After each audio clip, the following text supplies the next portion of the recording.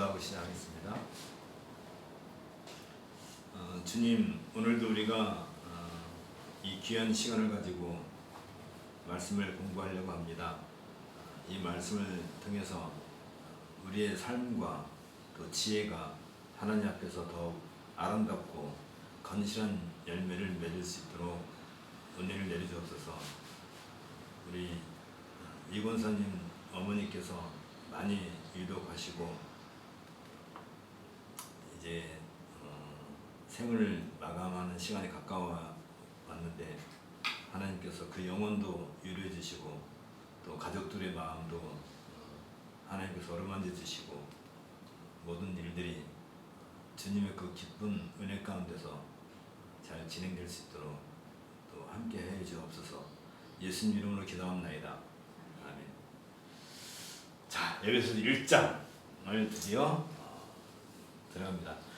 사실은 이 에베소서를 공부하려고 우리가 지난 학기 때부터 골로새서부터 진짜 말 그대로 골로새서야. 이거 무슨 그 높은 그 언덕 이게 올라가는 것처럼 마치 우리가 높은 산을 올라가는 것처럼 그냥 어렵게 해서 산 정상까지 딱 올라섰는데 그러면 그게 끝이어야 되는데 산 정상에서 딱 보니까 더 높은 산이 그 앞에 또 있는 거야. 그러니까 그렇잖아요. 이게 우리가 산을 타다 보면 쭉 올라가면 여기에서 볼 때는 여기가 산 정상이야. 그러니까 여기만 올라가면 제일 높은 곳에 오른다. 그거 딱 올라갔는데 딱 올라섰는데 보니까 이게 또 있는 거야. 이게 골로새서를 한다면 이게 빌레몬서, 이게 에베소서. 에베소서 정상이 또 있는 거지. 지금까지 올라온 것보다 산이 너무 크게 일어나가지고 이게 작게 보인다. 근데 에베소서는 골로새서, 물론 골로새서나 에베소서나 또 빌립보서도 있죠. 이 다음에 이제 빌립보서도 또 이제 빌립보서가 또 있네. 또 올라가야 되는데 어쨌든 이 골로새서에서 우리가 다루었던 가장 중요한 문제가 뭐냐면 기독론. 기억나죠? 그리스도가 누군가? 초월적 존재이신 그리스도를 중심으로 했다면 이 그리스도는 이제 교회의 머리이시다. 교회의 머리만 아니라 온 우주 만물의 머리이시다. 머리라는 것을 강조했다면 초월성. 근데 빌레몬서에서 이분이 어떻게 우리에게 등장하냐면 사랑으로 등장. 이분은 곧 사랑이시다.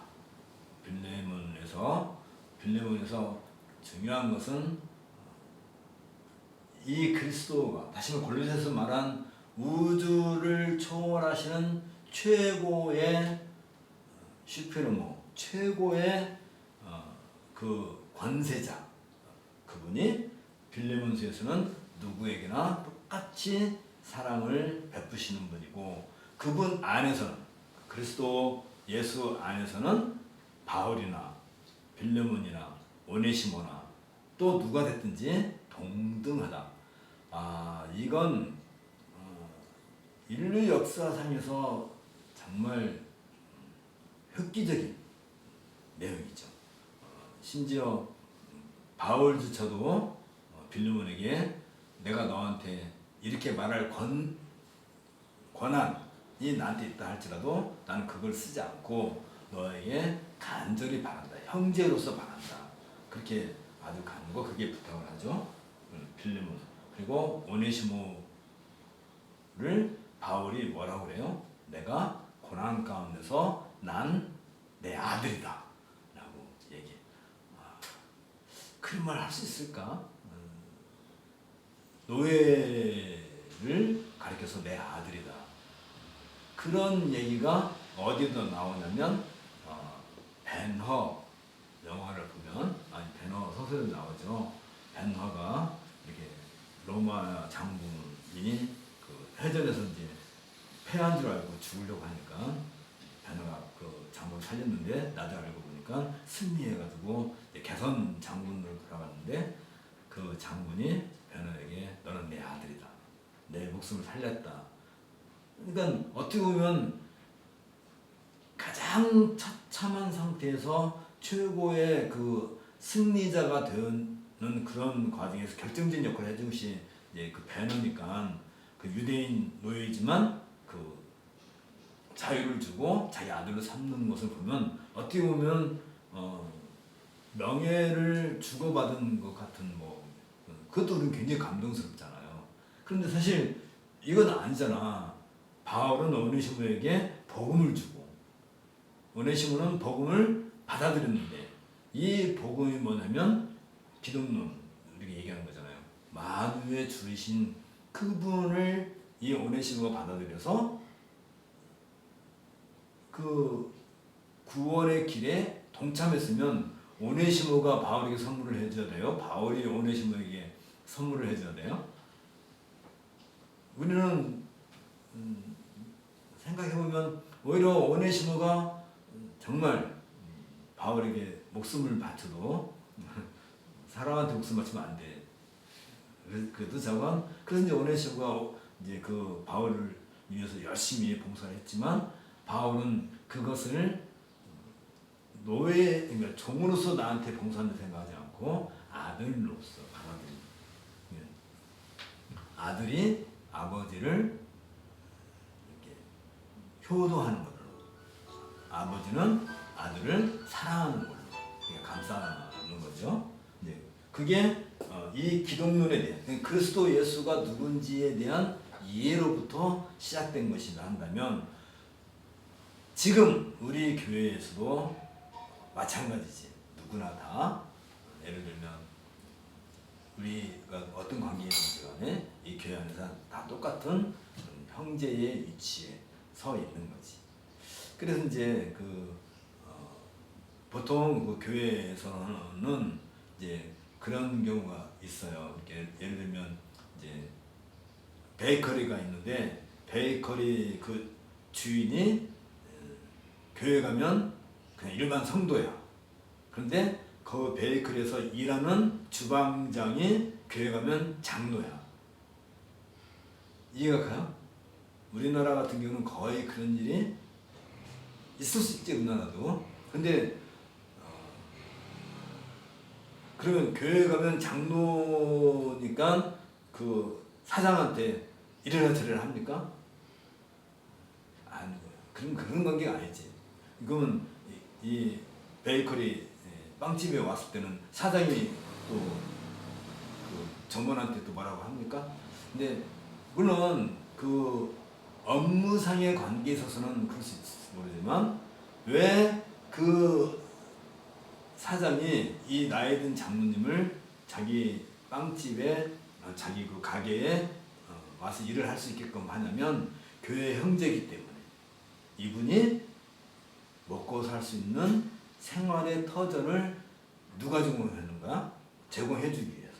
그래서 그런 일을 이렇게 거침없이 하고 그것에 대해서 서로 불편하게 생각하지 않아요. 왜냐면 서로 형제니까. 예를 들면 똑같아요. 동생이 하나 있다고 한다면 동생이 이 카페의 주인이라 한다면 동생 같은 있는데 언니가 집에 놀고 있어. 그러면 언니 와서 우리 일 좀 도와줘. 그럼 가서 일하는 거잖아요. 그러면 주종 관계예요? 아니면 자매 관계예요? 좀 애매해도 잠깐 그런 거나 똑같은 거지. 어쨌든 그런 관계에서 이제 우리가 이제 빌립보서를 봤다 한다면 이제 에베소로 올라가는데 내가 이제 그림을 이렇게 그린 이유는 이 기독론이 에베소서에서 말하는 것보다 낮아서 얘기가 아니라 사실은 골로새서가 더 높을 수가 있지 뭐.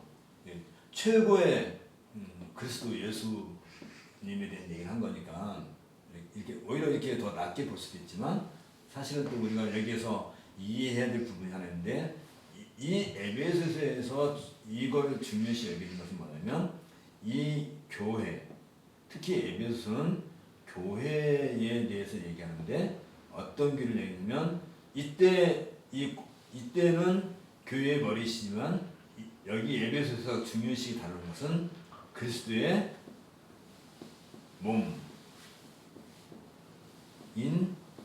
교회.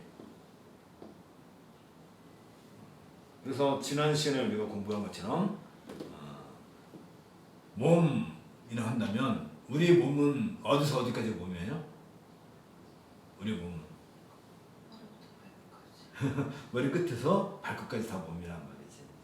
예를 들면 팔이 하나 없어요.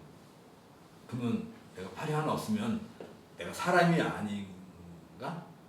사람인가? 사람이죠. 그러면 내 몸은 어디서 어디까지야? 전체가 다 내 몸이지. 그럼 팔 두 개가 없어. 나는 여전히 없어도 사람이고 온 몸이 다이게 온 몸. 그런데 머리가 없어. 머리가 없으면 사람이냐? 이게 문제야. 머리는 우리 몸 이게 뭐 우리 몸의 어떤 한 부분이 하다못해 콩팥이 하나 없어도 눈에 보이지 않는 것이 없다 할지라도 아무 몸이 다 몸이라 생각하고 다 사람이라 생각하지만 머리가 없다는 것은 전혀 다른 문제. 그러니까 머리도 몸이긴 하지만 머리가 없다면 몸은 더 이상 몸이 아닌 거지. 물론 몸통은이지. 몸통. 그때는 몸통이라고 그러나? 그렇죠? 그러니까 이게 중요한 거예요. 이게 머리가 없는 몸은 그거 참 뭐라고 표현하기나? 그리고 몸이 없는 머리만 있어. 그것도 사람인가? 이게 또 어려운 거. 그러니까 몸인 그리스도가 교회의 머리이시긴 하지만 골로새서에서는 이 교회에 와서는 그의 몸인 교회, 그리스도의 몸이 곧 교회다. 그래서 그리스도와 교회는 절대로 분리가 될 수 없는, 여기에서 뭐가 나와요?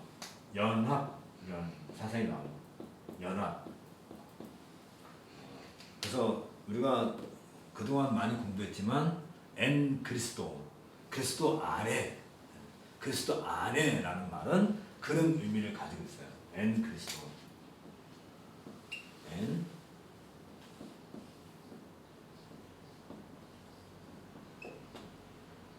그리스도.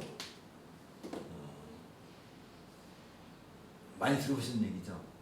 그리스도. 안에, in Christ. 항상 우리가 그리스도라는 말 할 때는 그리스도라는 말 한마디로 내가 했다 할지라도 그리스도라는 그 말 속에는 늘 숨겨진 단어가 있어요. 이게 같이 가는 거야.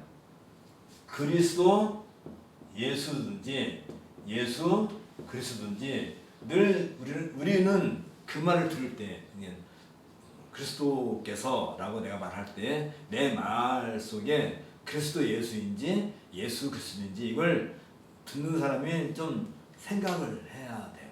그리고 사실 말하는 사람도 그 부분을 좀 더 명확하게 나는 보통 항상 얘기할 때 그러잖아요. 주로 복음 전도, 복음이 전해질 때, 복음 전도할 때 그 내용, 컨텐츠로서의 그 내용은 예수는 그리스도다 라고 보통 우리는 항상 이렇게 얘기하는 거죠. 예수는 곧 그리스도다. 이게 뭐예요? 이게 복음이야. 이게 하나님의 큰일이야. 하나님의 일이란 말이지 자체가. 예수가 그리스도라는 것 자체가 하나님의 일이란 말이죠. 그게 복음이란 말이에요. 복음.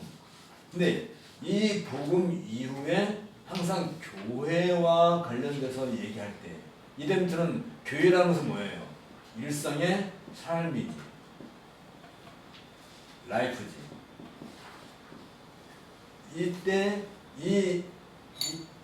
이때는 어떤 분야면 순교하신 그리스도야. 이때의 내용은 하늘에서 땅에 내려오신 인카네이션 한 그 예수는 그리스도라는 얘기고, 이 교회와 관련했을 때는 원리 오셨던 그분이 다시 내려오신 거죠. 어떻게? 뭘로 내려와요? 성령으로 내려와서 교회 시작했을 때 항상 이 교회는 그리스도 예수께 경배하고 찬송하고 그러는 거지. 그래서 항상 우리가 이제 이미 이제 이전 단계 다 지났잖아요. 그러니까 우리는 항상 그리스도 예수를 늘 마음에 두고 있어야 돼요. 어쨌든지.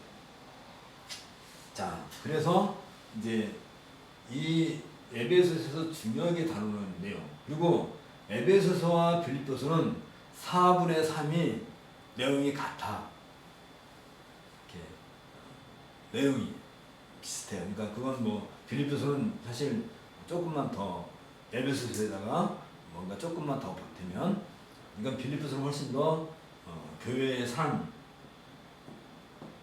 대해서 좀 더 실천적이고, 에베소서는 당연히 실천적이긴 하지만 상당히 그 교회관에 대한 신학적 해석이 전제가 더 많이 나와 있죠. 그래서 우리가 에베소서를 오늘하고 다음 2시간에 거쳐서 이렇게 할 건데, 먼저 에베소서에서 가장 중요하게 다루어야 할 그 내용이 있는데, 사실은 에베소서는 1장에서 3장까지는 교리적인 내용을, 이 교리가 무엇에 대한 얘기예요? 금방 얘기한 것처럼 교회가 도대체 뭐한가에 대한 얘기죠. 그 다음에 4절에서 6절까지는 우리 신자의 삶, 교리와 생활, 신자로서 어떻게 살아야 될 것인가 하는데 그런 내용을 다루는 건데, 이때 신자의 삶은, 신자의 생활은 이 교회와 분리될 수가 없다. 늘 교회 안에서 살아야 된다. 왜? 그렇죠? 우리는 그리스도의 몸으로 존재한다. 특히 이 그리스도 예수라고 할 때 이 그리스도는 승리하신, 어디에 계셔요 지금? 이분은 어디에 계세요? 하늘 보좌에 지금 계시는 그분이죠. 그러니까 우리는 여기서 다뤄야 될 것 중에 우리가 관심 가져야 될 것은 뭐냐면, 우리는 다시 그리스도께서는 땅에 계셨다가 하늘로 올라가셨잖아요. 그렇죠?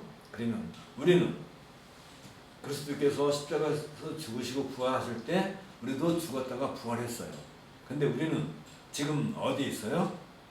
여전히 이 땅에 있어요. 그런데 그리스도께서 십자가에서 죽으셨다가 부활하시는 것이, 우리가 죽었다가 부활한 것을 실질적인 그 효과를 우리에게 주었다 한다면, 그걸 우리는 뭘로 늘 상징을 한다면 세례와 성찬. 그래서 우리가 세례를 받고 죽었다 살아났다 한다면 그 다음부터 성찬을 하죠. 성찬을 통해서 그리스도의 몸과 그리스도의 피를 먹고 마시는 걸로 해서 우리는 늘 그리스도와 연합되었다는 것을 늘 확인하는데, 어떤 그리스도와 연합되어 있는 거예요? 그리스도 예수. 다시 말하면 이 땅에 있는 분이 아니라 하늘에 계신 그분과 우리는 늘 연합되어 있다는 차원에서 성찬을 하는 거라는 거죠. 그렇다 한다면 우리가 매주일 하나님께 예배한다고 할 때에 우리가 흔히 오해하는 것 중에 하나가 뭐냐면, 보통 교회에서 장로들이 대표기도 할 때 하나님, 우리가 이게 하나님 앞에 모였는데 내려오셔서 우리에게 복을 주시옵소서, 우리 예배를 받아주시옵소서, 뭐 그런 기도를 한다면, 내려오신다. 뭐예요? 끌어내리는 거잖아요. 우리가 이렇게 지금 예배 시간이야. 같이 예배를 하고 있어. 그러면 우리가 예배할 때 하나님이 내려와서 우리 예배를 받는 거예요? 그래요? 요즘은 뭐 이제 풍수에 바뀌어서 설날 되면 이제 아들이, 시골에 있는 아버지한테 전화해요. 아버지 올라오세요. 세례 받으셔야죠. 그런 거지. 요즘은 세상이 좀 바뀌었어. 그래서 시골에 계신 아버지가 이제 올라오면 아들과 손자가 아버지한테 절을 하지. 오시라는 말이요. 안 오시면 어떻게 했다는 거예요? 절을 하겠다는 거예요? 안 하겠다는 거예요? 옛날에는 몇 시간이 걸리더라도 시골에 내려가서 세배했던 시절이 있었는데 요즘 이제 바뀌어가지고 이제 구정 때 되면 시골에서 이제 올라오셔야 된다. 근데 교회가 큰일 나는 거죠.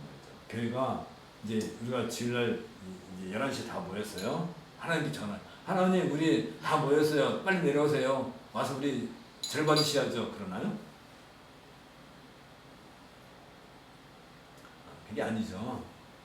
우리가 성찬식을 할 때 그리스도 예수와 연합되었다. 그리스도 예수의 살과 피를 먹고 마신다 할 때는 그 자리가 어떤 자리예요? 어디예요? 이 땅이에요? 하늘이에요? 하늘이란 말이지. 우리가 하늘로 올라가야지. 예배도 우리가 이제 이게 예배 시간이 돼서 다 모여서 예배 시작합니다. 이제 예배를 딱 시작하고 할 때 우리가 있는 위치는 땅이지만 예배가 시작하는 그 순간에 우리는 어디에 가 있는 거예요? 하늘에 가 있는 거란 말이지. 하늘에 가 있는 거예요. 우리가 올라가서 하나님께 예배하는 거지. 하나님 내려와서 우리 예배 받으시옵소서. 그건 말이 안 되는 거지. 그러니까 이런 얘기가 다 성경을 우리가 알면, 이런 성경이 무엇을 가르치는지를 알게 되면 자연스럽게 우리 몸에서 그렇게 반응을 하는 거란 말이지. 자, 그렇다 한다면 지금 이런 흐름 가운데서 우리가 에베소서를 공부하는데, 특별히 이 에베소 1, 2, 3장, 그리고 사실 4, 5, 6장은 1, 2, 3장이 밑바탕이 되니까 4, 5, 6장이 있는 거예요. 그렇다 한다면 1, 2, 3장에서 바울이 가장 중요하게 다루고 있는 내용, 이건 기독교가 왜 로마 천주교라든지 이슬람이라든지 아니면 불교라든지 다른 세상 종교와 왜 기독교가 다른지, 로마 천주교에서는 이렇게 신앙을 안 하지, 우리 신앙과 다르지, 이렇게 구별 안 하지. 그래서 가장 중요한 그 내용을 다루고 있는 것이 에베소서. 이건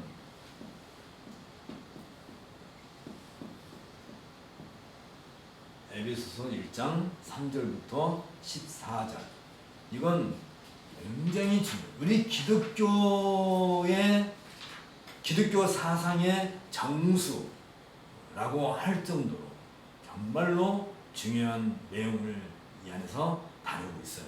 그런데 늘 우리가 성경을 어디를 열든지 간에 성경책을 딱 펼 때에 성경은 항상 어디서 시작돼요?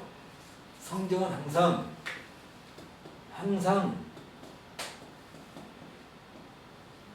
창세기 1장 1절부터 시작한다는 것을 우리가 늘 마음에 담고 있어야 돼요. 아니 창세기 1장 1절이 왜 필요하냐? 사실 이거 없으면 우리가 지금 에베소서를 공부할 이유도 없는 거예요. 그쵸? 우리가 왜 살아? 그냥 태어났으니까 살아? 엄마가 나 낳아줬으니까 사는 거야? 엄마는 어디서 나왔는데? 따져놓고 보면 창세기 1장 1절이 없으면 이 우주도 없는 거고 이 세상도 없는 거고 나도 없는 거고 내가 살 이유도 없는 거고, 창세기 1장 1절이 없으면 원숭이가 사람이 되는 거고, 그러면 우리는 뭐야? 우리는 뭐예요? 사람이라고는 했지만 짐승과 다를 바가 뭐가 있냐고. 그죠? 짐승이랑 똑같잖아. 뭐가 중요해요? 짐승과 사람 사이에 뭐가 중요해요? 짐승에게는 혼이 있어요. 짐승도 혼이 있죠. 물론 어떤 스피릿이 있으니까. 그러나 짐승에게 펄슨이 있다고는 안 하죠.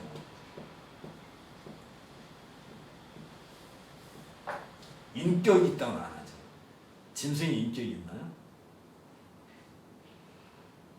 짐승이 인격이 없는 거예요. 근데 우리는 짐승에게 인격을 부여하지.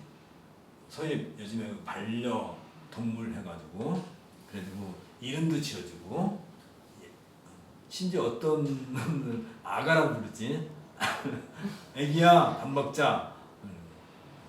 그 옷도 입혀주고 목욕도 시켜주고 그리고 미장원에 가서 미용도 해주고 또 내가 어디 여행 갈 때는 호텔에다가 이렇게 맡겨놓고 무슨 사람 취급하듯이 그건 내가 그 강아지에게 그렇게 의미를 부여했을 뿐이지 강아지가 인격적인 대우를 상대를 하냐면 인격이라는 게 뭐예요? 인격 인격은요 나 혼자 있으면 인격은 나 혼자 있으면 이 세상에 나만 혼자 있어요. 나만. 그러면 내 인격이라는 것이 의미가 있나? 인격은 늘 상대방이 있어야 상대방. 그러니까 아담이 최초에 아담이 태어났어요. 아직 하와가 없을 때야. 그러면 아담의 인격은 누구한테 발휘가 될까? 당연히 하나님과 이렇게 상호 관계를 하고 서로 발휘를 하는 거죠. 그러니까 이 인격은 하나님께서 자신의 형상, 자신의 모양, 이건 같은 말이에요. 형상이라는 것은 이 모양 안에 있는 어떤 내용을 얘기하는 거지. 그러니까 같은. 그럴 때 이 하나님의 형상과 모양이 아담에게 나타났을 때, 아담이 만들었을 때 가장 아담다운 모습으로 나타난 하나님의 형상과 모양이 뭐냐면 펄스는 인격이라는 거예요. 그 말은 뭐냐면 하나님에게도 펄슨이 있다는 얘기잖아요. 그렇죠? 하나님의 펄슨을 가지고 아담의 펄슨이 만들어지니까 상호 작용이 가능한. 그래서 하나님과 아담 사이에 인격적인 교류가 됩니다. 교제가 됩니다. 그러면 이건 자꾸 얘기가 더 거슬러 나오는데 아담이 없었어. 아담이 없어. 그럼 하나님 혼자만 계셔. 그러면 하나님에게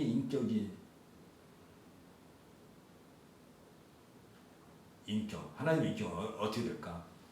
그래서 여기에서 우리가 참 중요한 내용이 나오는데 이 하나님의 인격은 어떤 관계를 맺는 거예요?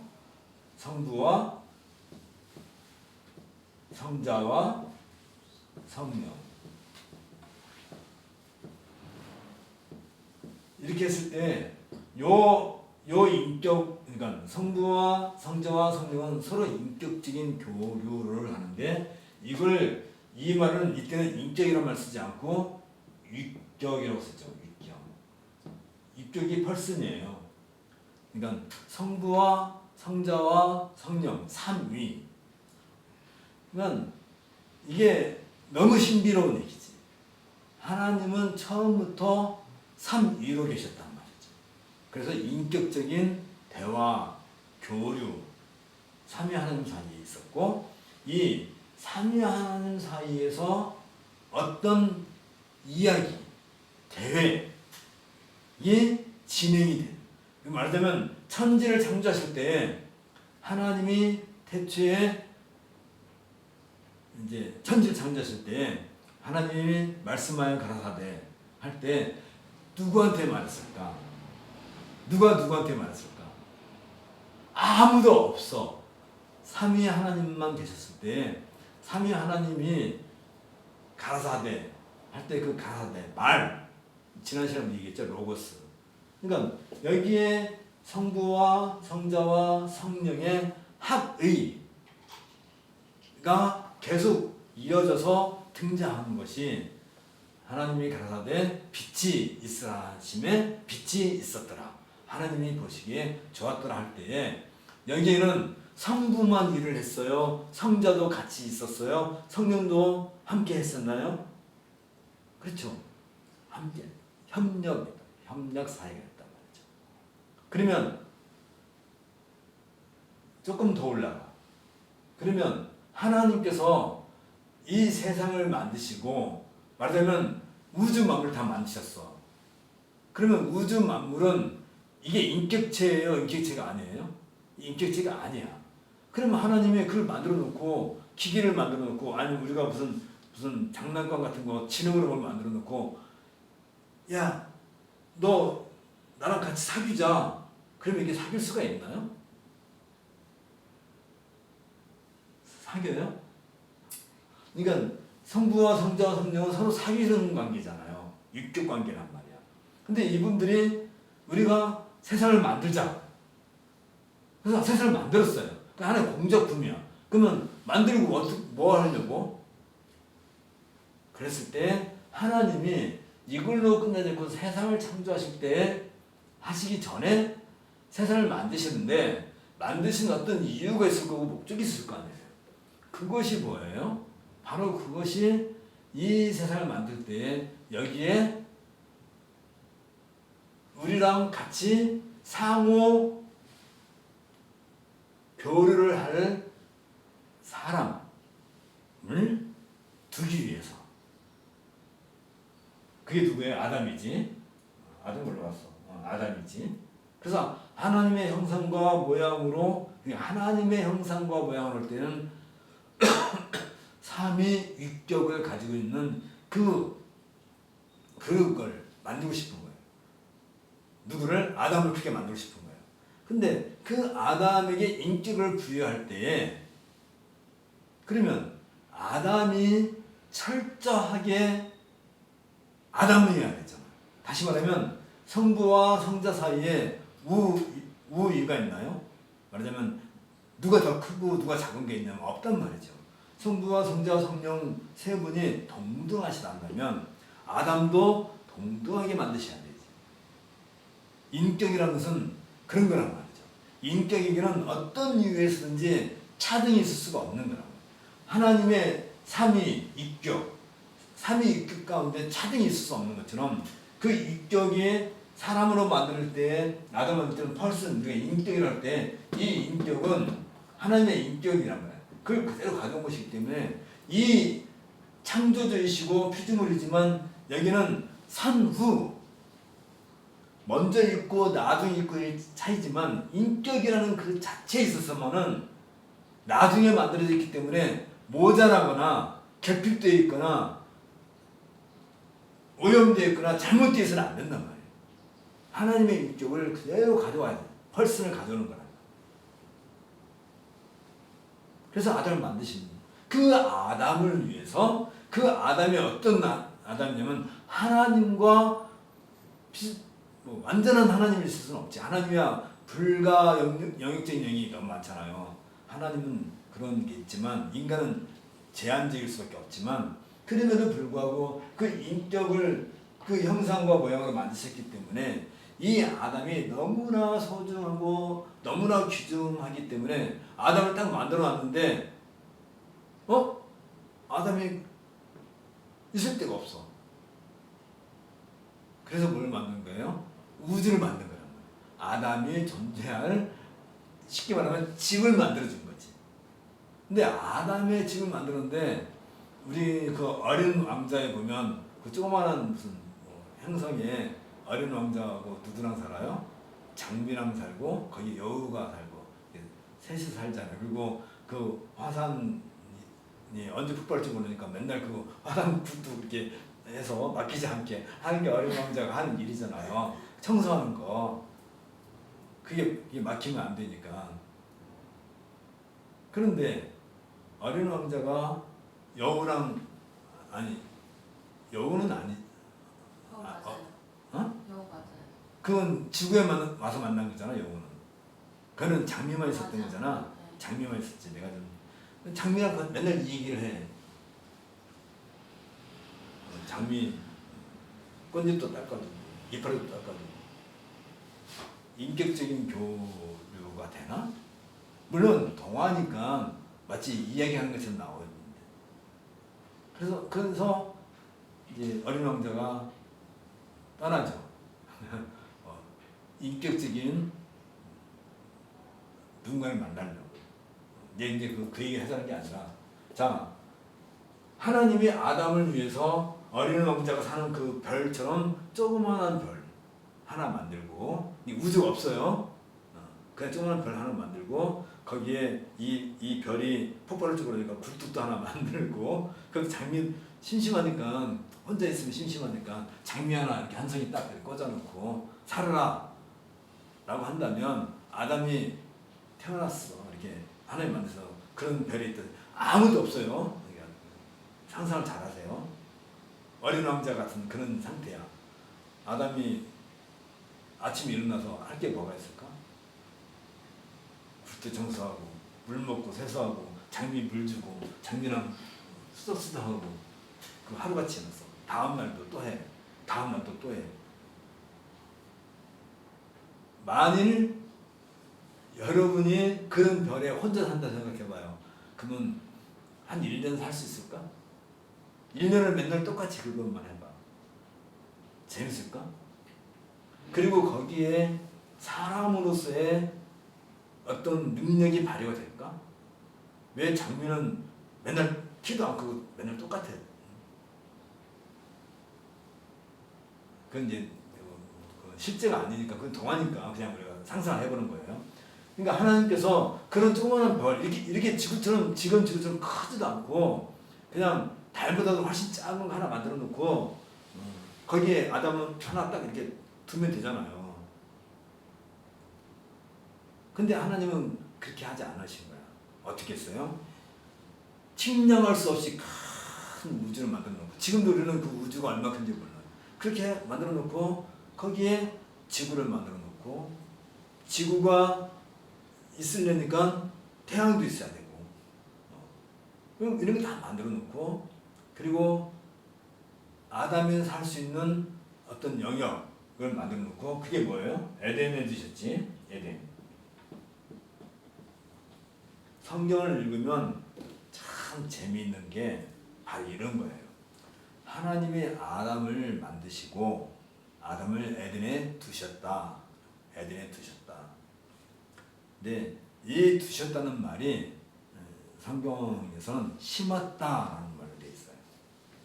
성경은 그러니까 하나님이 아담을 창조하시고 아담을 에덴에 심었다. 에덴 동산에 심었다. 사람을 심었다는 말이 이게 말이 될까? 그렇게 표현을 하거든요. 그리고 이 표현이 또 어디서 나오냐면 출애굽할 때 출애굽한 이스라엘 백성을 가나안 땅에 심으신다라고 그렇게 표현을 해요. 왜 심었다고 할까? 그리고 유대가 멸망하고 바벨론으로 옮길 때 하나님이 그 포도나무 비유로 해가지고, 포도나무가 이스라엘 유대를 상징하는데 이걸 바벨론에 심었다라고 얘기해요. 이게 옮겼다라고 하지 않고 두었다 하지 않고 꼭 심었다 하는 거예요. 심었다는 말이 무슨 뜻일까? 심었다는 것은 뭔가 성장하는. 이게 우리가 있잖아요. 이게 이 과자를 있으면 과자를 내가 이 접시에다 내려놓을 때 심었다 그러나? 내가 접시에다 가져다 놓을 때 심었다 그러나? 그냥 접시에 두었다 하는 거지. 근데 사람은 두었다 할 수 없는 거야. 사람은 물건이 아닌 거예요. 살아있는 사람은 쟁반 위에 두는 것이 아니란 말이지. 그러니까 지구 안에 어떤 에덴 동산이라는 것을 하나님께 만들어 놓고 이미 다 만들어 놓으신 거예요. 우주를 만들고 우주 안에 지구를 만들고 지구 안에 에덴 동산을 만들고 거기에 아담을 심었다라고 할 때 아담은 처음부터 하나님과 인격적인 관계를 맺기 위해서 아담을 거기에 지으신 거야. 지으셨어요. 그래가지고 심으셨단 말이에요. 심으셨다는 것은 이 아담이 계속 성장하고 성육하고 번성할 것을 그래서 창세기 1장 28절에 그런 얘기 하는 거잖아요. 생육하고 번성하여 땅에 충만하라. 그러면서 아담 하나 갖고 할 수 없으니까 하와를 동등하게 만드셔서 하와를 만드셔서 단지 순서가 있다고 그랬죠. 아담이 먼저고 하와가 나중이라는 그 순서만 있을 뿐이지 아담이 더 힘이 세고 더 지혜가 많고 하와는 그렇지 않는 거예요. 동등한 인격을 하와도 똑같은 펄슨이니까. 이거 어디서 나온 거예요? 예. 아담의 펄슨과 하와의 펄슨. 하와가 있으면 아담과 하와가 있다면 이 관계성은 성부와 성자와 성령의 관계성이고 생육하고 번성을 한다면 아담과 하와가 있는 게 아니라 거기에 누가 또 있다는 거예요? 자녀가 있다는 것을 전제하는 거죠. 그래서 하와를 아담에게 데려올 때 하나님께서 뭐라고 그래요? 한 남자와 한 여자가 둘이 합하여 한 몸이 된다 라고 할 때에 한 남자와 한 여자가 한 몸이 된다고 할 때에 거기에는 필연적으로 아직은 아니지만 필연적으로 누가 등장하는 거예요? 아들이 등장해요. 아들이 아니라 자녀가 등장해요. 자녀가 등장해요. 자녀가.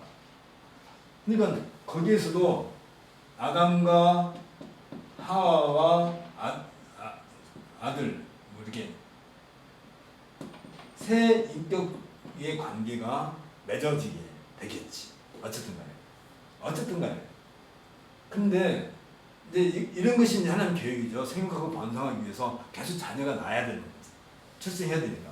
그런데 하나님께서는 아담을 만들어 놓고 또 하와를 주시고 했을 때 아담과 하와의 인격을 하나님께서 침범을 할 수가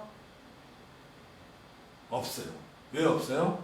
성부와 성자와 성령 사이에 서로 인격 침해를 할 수 없는 것처럼 하나님의 퍼슨과 인간의 퍼슨은 물론 하나님은 창조주시고 인간은 피조물이긴 하지만 창조주시기 때문에 피조물인 인격을 내 마음대로 이래라 저래라 하면은 안 되는 거지. 그러려면 아담에게 펄스를 주지 말아야 돼. 이 펄스는 어떤 펄스네요? 이 인격의 펄스이란 말이에요. 성부와 성자와 성령의 삼위 하나님이 서로 인격적인 교제를 나누는 그 인격, 그 펄스를 아담에게 주신다고 한다면 하나님 삼위일체 하나님이시지만 아담을 상대할 때 하나님께서 내 마음대로 하나님 마음대로 이래라 저래라 할 것 같으면 펄스를 주지 말아야 되는 거야. 그 짐승과 같은 그냥 스피릿만 줘야 되는 거지. 혼만 줘야 되는 거지. 그래서 우리가 강아지 이렇게 이름이 뭐야? 요즘은 강아지 이름을 지을 때 어떻게 이름 지냐면 내가 제일 미워하는 사람이 이름을 강아지에다 붙여. 아이고, 어쨌든 그러면서 그 강아지가 마치 인격이 있는 것처럼 애야 밥 먹자, 목욕하자, 애야 산책하자.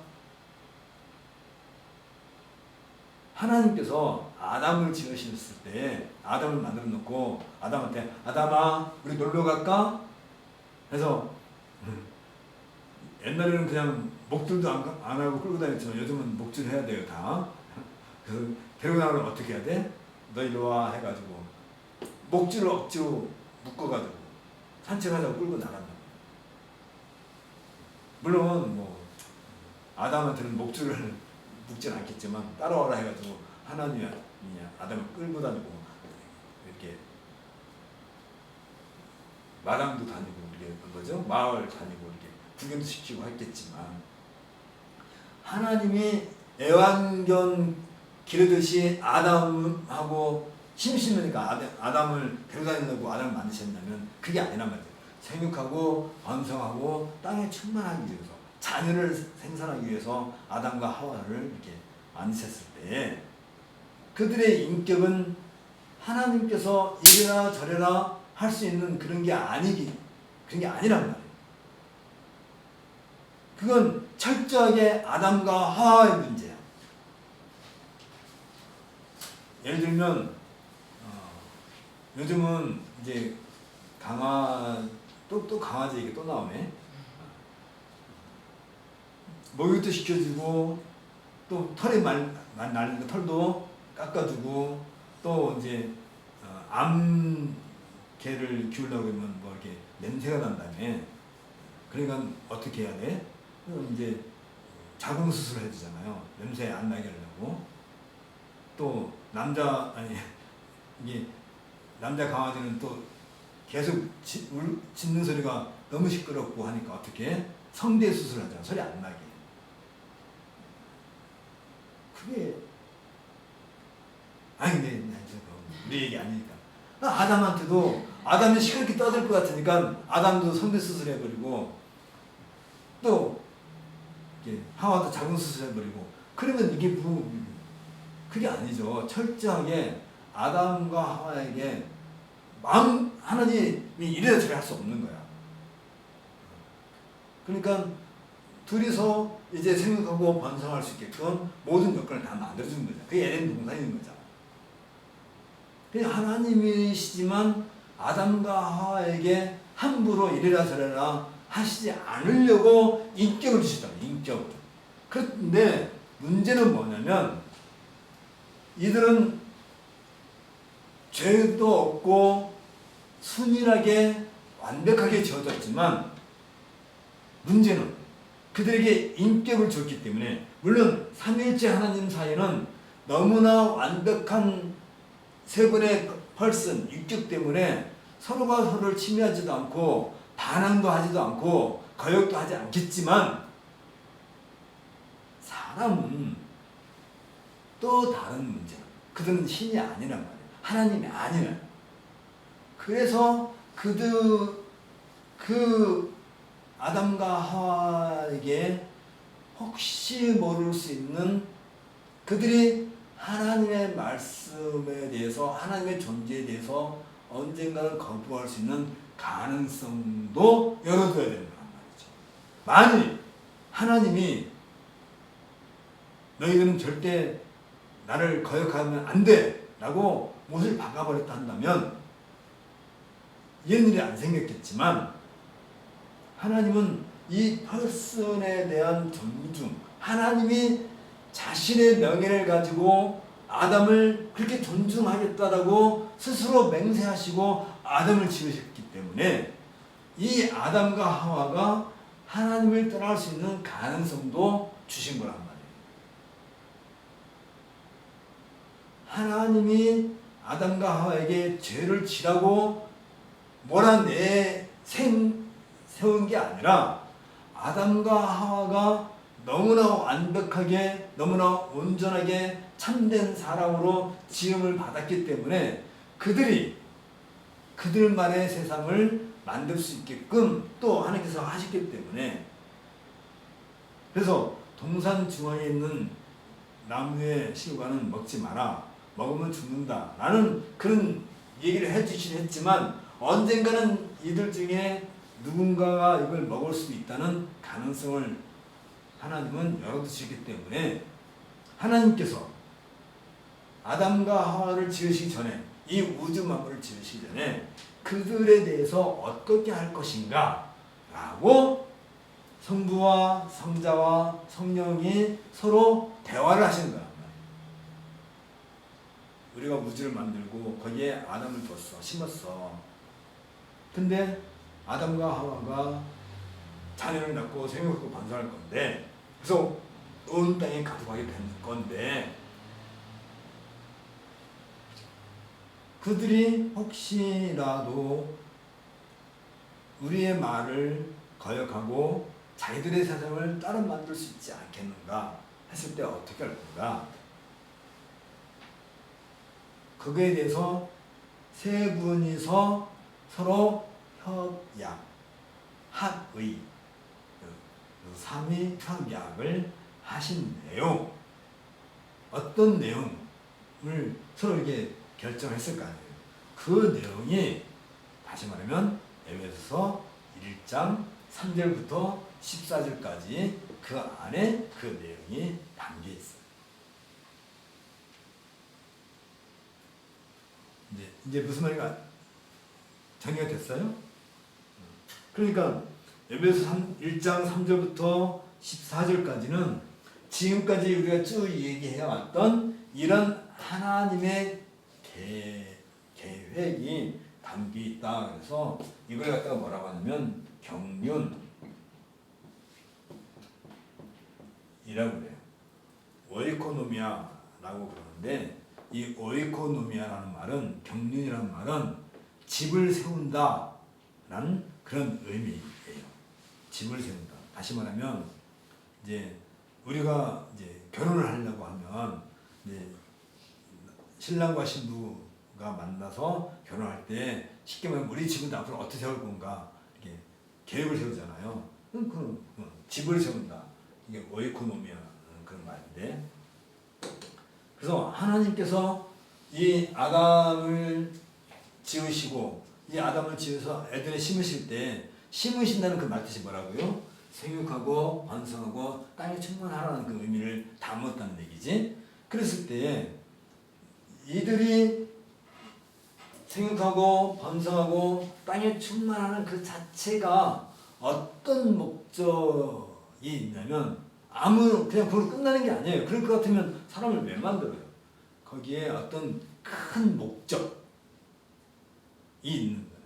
그 큰 목적이 뭐냐면 여기에 이제 우리가 171페이지를 봅시다.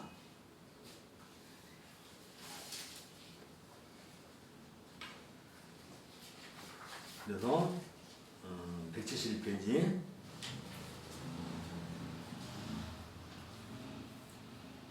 6절 한번 읽어주세요. 이는 그가 사랑하시는 자 안에서 우리에게 거저주시는 바 그의 은혜의 영광을 찬송하게 하려는 것이다. 12절도 읽어주세요. 이는 우리가 그리스도 안에서 전부터 바라던 그의 영광의 찬송이 되게 하려 하심이라. 14절. 이는 우리 기업의 보증이 되사 그 얻으신 것을 속량하시고 그의 영광을 찬송하게 하려 하심이라. 끝날 때마다 무슨 말이 나와요? 영광을 찬송하게 하려는 것이다. 6절 12절에서도 영광의 찬송이 되게 하려 하십니다. 14절에서도 그의 영광을 찬송하게 하려 하십니다. 그래서 3절부터 3절, 4절, 5절은 성부 하나님과 관련된 내용을 얘기하면서 그 은혜의 영광을 찬송하게 하는 것이고, 7절, 8절, 9절, 10절, 11절은 성자와 관련된 얘기를 하면서 12절에서 그의 영광이 찬송이 되게 하심이라 하는 거고, 13절은 성령께서 인치신 그 얘기를 하면서 14절에서도 이는 우리 기업의 번영이 되사 그 얻으신 것을 성령하시고 그의 영광을 찬송하게 하려 하심이라 해가지고, 이 경륜, 다시 말하면 인간 창조와 관련된 이 경륜의 결정적인 목적이 무엇과 관련돼요?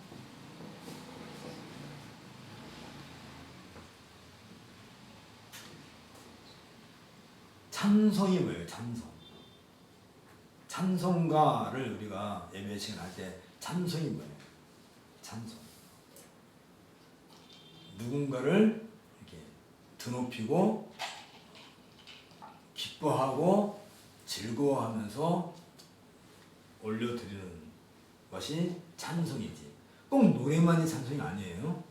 다시 말하면 누군가를 이렇게 높이는 것 같아서 우리는 찬송을 한다라고 하는 거죠.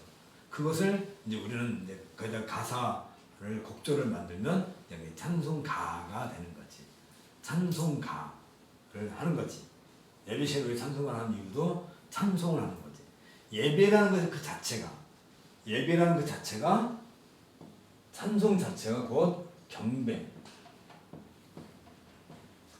자체가 예배 다 같은 말이지, 그렇죠? 찬송과 경배 같은 말이에요. 찬송으로 경배하는 예배 같은 거지 다. 그러면 결국은 이 인간 창조에 하나님께서 그런 계획을 세우셨을 때 그들이 생육하고 번성하고 땅에 충만할 때 그들이 그냥 먹고 마시고 자고 잘 살고 생육하고 번성하고 끝나라는 것이 아니라 그들과 하나님과의 만남 그 자체가 하나님의 영광, 은혜를 찬송하는 것. 다시 말하면 아까 얘기했죠. 시골에 아버지가 계시면 내가 명절 때 찾아가서 만나는 그 자체가 하나님을 아니 그 아버지를 찾아가서 만나 뵙는 그 자체가 아버지를 찬송하는 것이고 아버지를 경배하는 것이고 효도하는 것이고 예배하는 것 그거 다 똑같은 얘기인 거죠. 그래서 우리가 주일날 이제 예배당이 모이는 것도 왜 모여요? 하나님을 찬송하고 경배하고 예배하고 그때 우리는 어디에 있다고요? 이 땅에 있는 게 아니라 어디에? 하나님 그리스도 예수가 어디 계신다고? 지금 어디 계세요? 하늘에 계시니까 우리도 하늘에 가. 그 말은 뭘 상징하는 거야? 뭘 예표하는 거냐면 우리도 언젠가는 이란 말 속에는 내가 죽으면 우리가 죽으면 난 뒤에 우리는 어디로 가는 거예요? 하늘로 가는 거지. 그때부터 영원한 생명이 시작되는 것이지만 지금은 그것을 이 현실 세계에서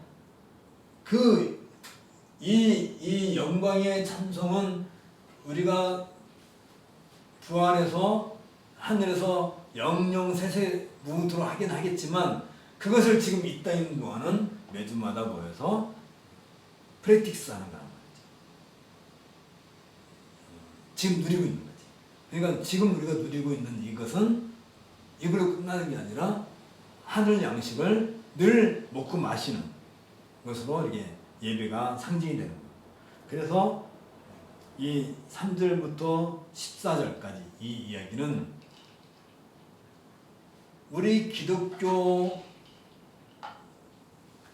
우리가 말하는 기독교, 말하는 기독교의 가장 본질적인 내용을 담고 있어요. 그래서 일단 3절부터 14절까지를 우리가 한번 읽어보도록 합시다. 근데 3절 시작할 때 찬송하리로다 라고 시작을 해요. 근데 이 찬송이 6절, 12절, 10절에 나오는 것처럼 하나님에게 드려지는 것 자체야. 근데 이 헬라어에서 찬송하리로다 라는 이 말은 헬라어에서 복을 준다는 뜻이에요. 그 말이에요. 그러니까 하나님이 우리에게 복 주신다는 그 말이 같은 말이야. 예, 찬송하는 말. 그러면 우리 인간이 하나님께 복을 줄 수가 없어요. 그렇죠? 그러니까 그래서 그때는 찬송한다 라고 이렇게 표현을 해요. 하나님이 우리에게 복을 준다는 말은 다시 말해 이것과도 같이 생각해야 돼요. 하나님의 인격체이시기 때문에 아담의 인격을 하나님이 존중하고 하나님이 경배하고 하나님이 찬송하고 하는 이것은 그런 마음으로 하나님이 우리를 대하시는 것 같다가 다른 말로 말하면 복 주신다는 뜻이에요. 근데 하나님께서 우리를 경배하고 찬송하고 그건 그렇게 쓰는 말은 아니잖아요. 그런 뉘앙스를 담고 있는 말이 하나님께서 우리에게 복 주신다는 말이고 우리가 하나님께 복을 베푼다라고는 할 수가 없기 때문에 찬송한다, 또 경배한다, 예배한다. 그러니까 하나님과 우리 사이에는 복의 개념으로 서로 같이 그러니까 하나님도 우리에게 복을 주고 우리도 하나님께 복을 주는 거예요. 서로 복을 주고받고 하는 거야. 근데 그걸 우리가 언어로 말로 표현할 때 하나님 우리에게 복을 주신다 그런 거고 우리는 하나님을 찬송한다라고 하는 거예요. 그러니까 1장 3절에서 바로 그 얘기를 지금 하고 있는 거예요. 찬송하려다라는 이 말은 그런 뜻을 갖고 있는 거예요. 그러니까 찬송이라는 그 말은 우리가 하나님을 찬송한다, 찬송하려다, 경배한다 할 때는 일방적이 아니에요. 다시 말하면 우리 하나님께 예배합시다 라고 하면 하나님은 아무 일도 없고 아무 일도 안 하고 그냥 가만히 있고 우리만 하나님께 찬송하고 절하고 경배하고 야 우리 이제 예배 끝나서 가자 하고 가요. 그래요? 우상은 그렇죠. 이제 무슨 상을 하나 만들어 놓고 비너에다 비너에다 하고 했을 때는 내가 실컷 나 혼자 뭐 빌고 울고 불고 뭐 다 하고 끝나면 짐 싸들고 가면 끝나요. 그러면 그건 그냥 있어요. 그냥 나중에 또 내가 생각나면 또 오면 돼. 근데 하나님은 그런 분이에요.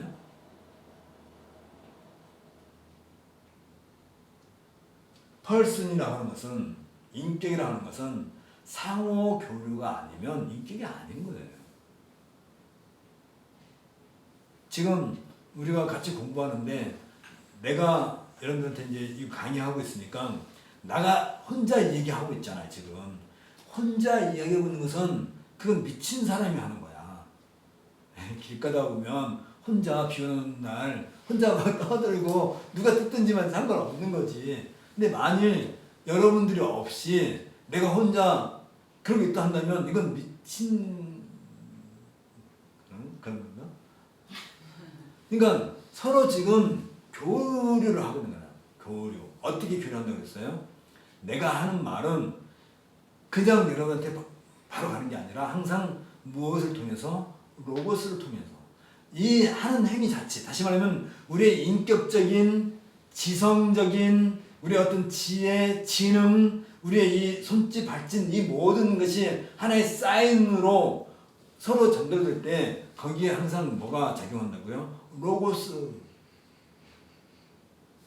이신 그분의 은혜가 계속 작용하고 있는 거예요. 그러니까 여기에 지금 다 없고 나하고 연지 씨하고 둘만 있어. 둘만 있는 게 아니야. 항상 우리 사이에는 누가 있어요? 로고스가 있어요. 로고스가 없으면 대화도 안 되고 인격적인 관계도 안 맺어져. 항상. 그러니까 로고스를 통해서 다시 말하면 그리스도 예수를 통해서 내가 하는 말이 그리스도 예수의 말이고 그리스도 예수의 마음으로 이 말을 듣고 또 그게 나한테 그대로 돌아오는 거예요. 그게 복이란 복. 하나님과 우리의 관계 사이가 복의 관계예요. 우리가 하나님께 예배하면 하나님은 그럴 수 있죠. 예를 들면 내가 시골에 계신 아버지를 찾아가게 됐고 아버지한테 이제 문안 인사를 이렇게 절을 하는데 아버지가 화가 잔뜩 나 있어. 이놈의 자식이 사업을 뭐 했는지 잠깐 무슨 일 해가지고 그래가지고 난 네 절 안 만다. 등 들릴 수 있잖아요. 등 들리고 안 볼 수 있잖아요. 그쵸? 안 그래? 그런 적 없어요?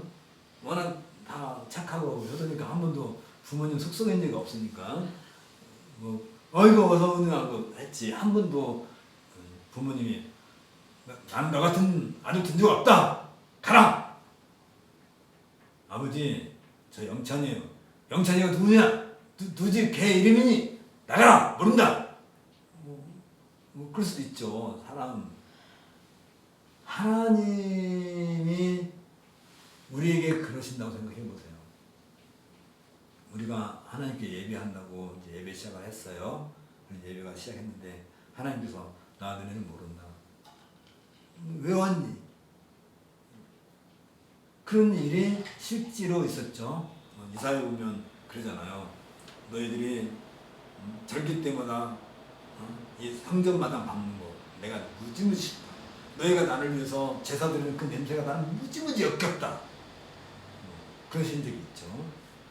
근데 그 언어의 문학적 표현이니까 그렇게 이사야는 기록함으로써 그 기록하고 있는 그 하나님은 어떤 마음을 갖고 있는 거예요?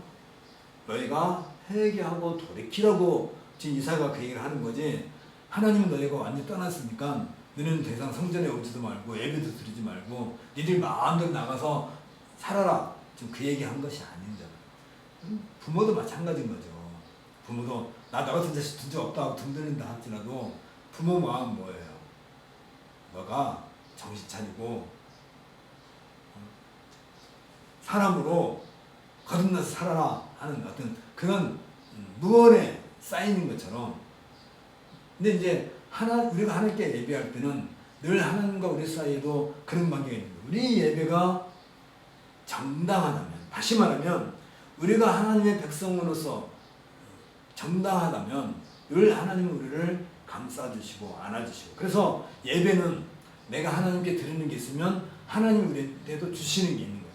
늘 예배는 주고받고 하는 것이지 인격이라는 게 뭐예요? 내가 지금 강의를 하는데 눈 감고 나 몰라 하고 등 들리고 있으면 이게 강의가 아닌 것처럼 서로 주고받고 하는 게 있는 거예요. 이게 인격적인 교류가 좀 왔다 갔다 하는 거잖아요. 마찬가지로 우리가 하나님께 예배할 때도 그런 것이 주고받고 하는 거예요. 그래서 우리가 하나님께 하는 그것은 찬송이 되는 거고, 하나님께서 우리를 상대하는 것은 우리에게 뭐가 된다고요? 복이 되는 거예요. 그래서 우리가 복을 받는 거예요. 복이라고 하니까 우리 예배 끝나고 난 뒤에는 정부 지원금에서 이번에 통장에 카드에 뭐 이게 포인트 쌓이듯이 내가 예배 끝나고 가면 내 주머니에 하나님께 주시는 포인트 쌓이나요? 그걸 복이라 하나요? 그게 아닌 거지. 내가 하나님을 만나 뵙는 그 자체가 나한테 가장 큰 복인 것이고, 그 얘기가 그래서 3절부터 14절까지 한번 읽도록 하겠습니다. 같이 한번 읽어봅시다. 이건 무지무지 중요한 내용이니까 시작. 찬송하노라 하나님 곧 우리 주 예수 그리스도의 아버지께서 그리스도 안에서 하늘에 속한 모든 신령한 복을 우리에게 주시되 곧 창세전에 그리스도 안에서 우리를 택하사 우리로 사랑 안에서 그 앞에 거룩하고 흠이 없게 하시려고 그 기쁘신 뜻대로 우리를 예정하사 예수 그리스도로 말미암아 자기의 아들들이 되게 하셨으니 이는 그가 사랑하시는 자 안에서 우리에게 거둬주시는 바 그의 은혜의 영광을 찬송하게 하려는 것이라. 우리는 그리스도 안에서 그의 은혜의 풍성함을 따라 그의 피로 말미암아 속량 곧 죄 사함을 받았느니라. 이는 그가 모든 지혜와 총명을 우리에게 넘치게 하사 그 뜻의 비밀을 우리에게 알리신 것이요 그의 기뻐하심을 따라 그리스도 안에서 때가 찬 경륜을 위하여 예정하신 것이니 하늘에 있는 것이나 땅에 있는 것이 다 그리스도 안에서 통일되게 하려 하십니다. 모든 일을 그의 뜻의 결정대로 일하시는 이의 계획을 따라 우리가 예정을 입어 그 안에서 기업이 되었으니 이는 우리가 그리스도 안에서 전부터 받은 그의 영광의 찬송이 되게 하려 하십니다.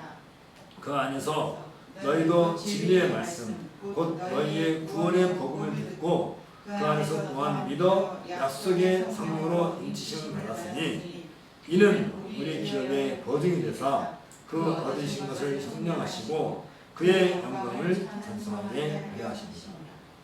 여기서 중요한 단어가 많이 나오죠. 찬송. 진짜 찬송은 곧 복이에요.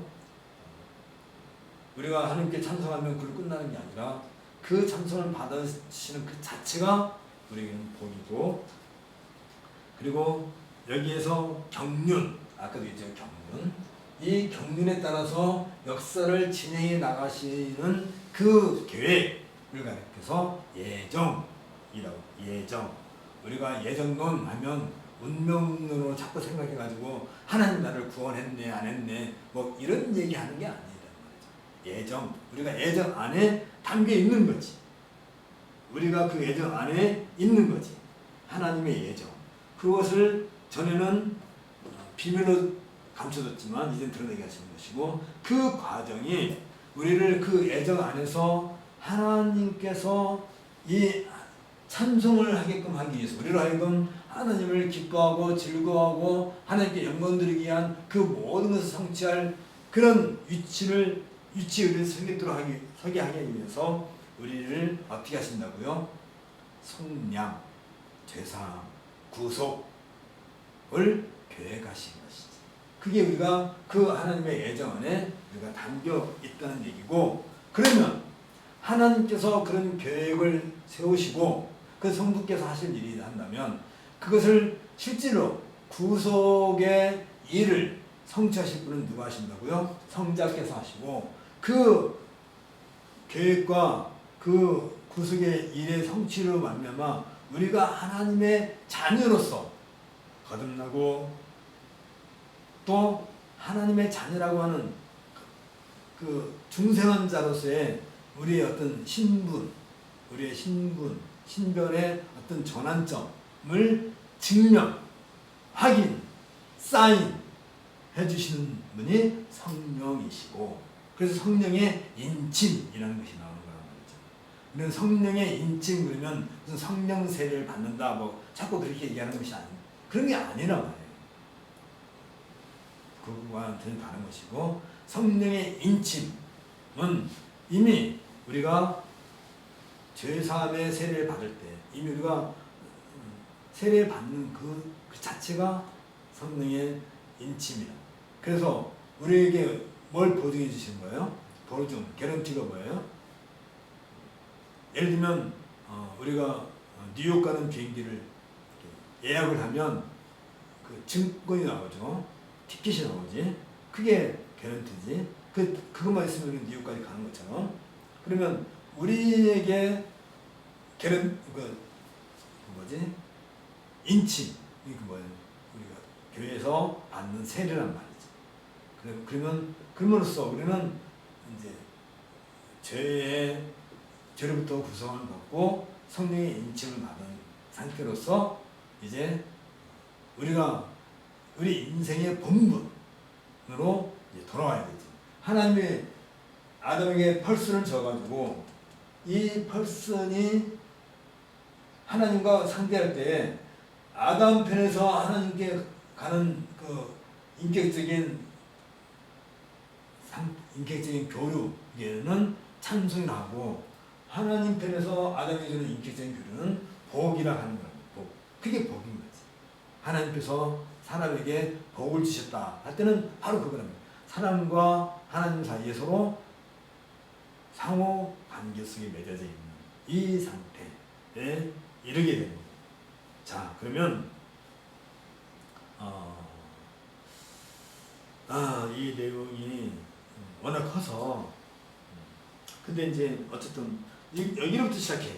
그러면 이 관계, 이 모든 것을 다 하나로 묶어진 그걸 가르쳐서 이제 교회라고 하는 건데,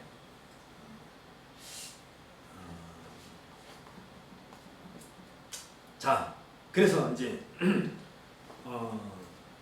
22절, 23절 보십시다. 아까도 우리가 얘기했지만 골로새서에서 어디로 왔어? 골로새서 가버렸네. 골로새서에서 그리스도의 초월성, 그리스도의 그 머리 되심을 강조했죠. 그래서 모든 만물이 그분 발 아래에 있게 하는 거죠. 22절 또 만물을 그 발 아래에 복종하게 하시고 그를 만물 위에 교회의 머리로 삼으셨느니라 할 때에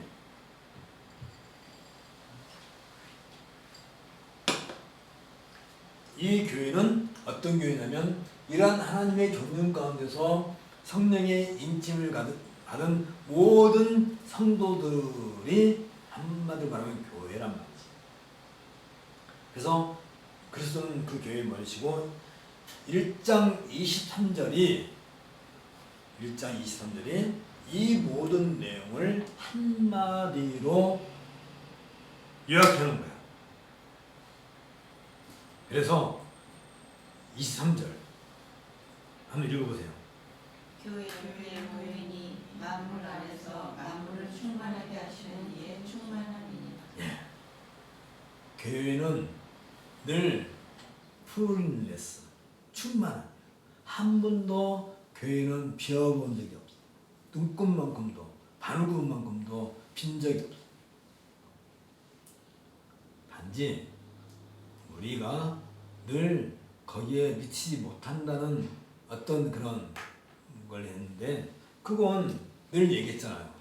우리가 가장 완전한 상태로 지금 우리가 물론 거듭났지만 성령의 인칭을 받았지만 그 인칭은 무슨 사인이라고요? 우리가 천상에 계신 그리스도에게까지 가기 위한 사인한다면, 그날의 가장 완벽한 충만이라 한다면 지금 우리는 늘 그 충만을 향해서 가고 있는 거예요.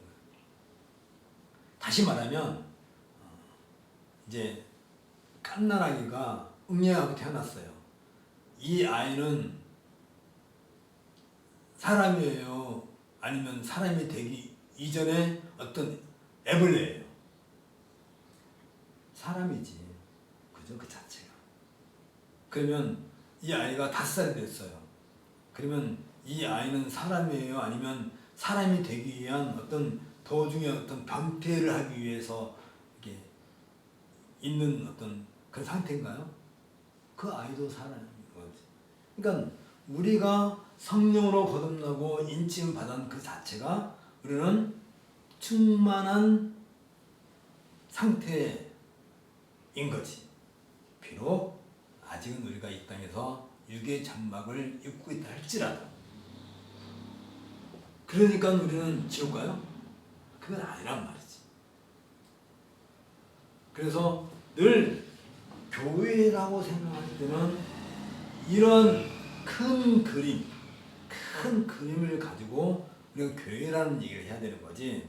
눈에 보이는 무슨 어떤 이렇게 하나 무슨 교회 하나 보고 교회가 틀려 먹었네, 교회가 잘못했네, 뭐 했네, 어쩌네 저쩌네, 그런 얘기를 하는 게 아니죠. 그건 그럴 수 있는 거겠죠. 예를 들면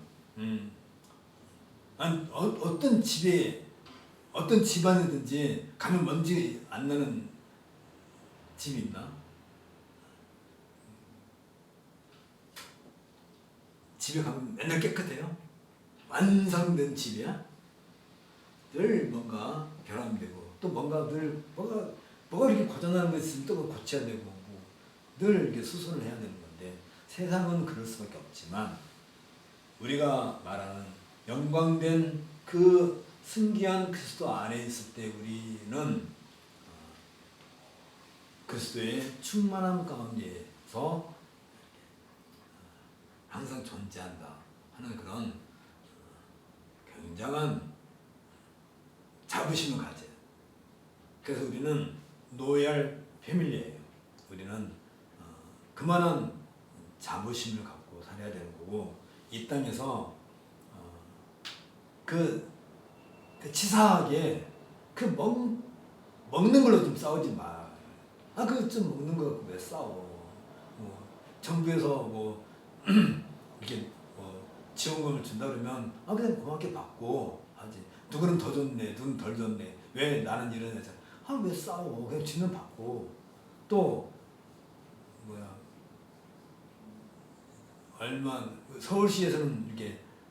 서울시에서는 얼마큼 줬냐면 가족 하나 혼자일 때는 30만 원? 아니 20만 원.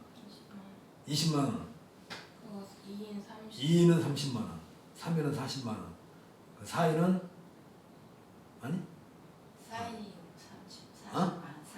4인 40만 원. 그러니까 4인 40만 원이니까 뭐라고 따지자면 4명이 40만 원이니까 한 사람당 10만 원이잖아요. 근데 혼자 사는 가족은 20만 원 받잖아. 그지? 그렇잖아요. 홀로 있는 가족은 20만 원 줬단 말이에요. 그러니까 4인 가족인데 80만 원 줘야지. 왜 여기는 20만 원 주고 나는 10만 원 준다고. 되게 따져. 게 뭐 있어. 지면 그냥. 아니 이제 그런 얘기 하자는 게 아니라 제발 그 먹고 사는 거 갖고 좀 치사해서 이렇게 하지 말고 우리는 이 하나님이 우리를 얼마나 잘 만들어 놓으셨는지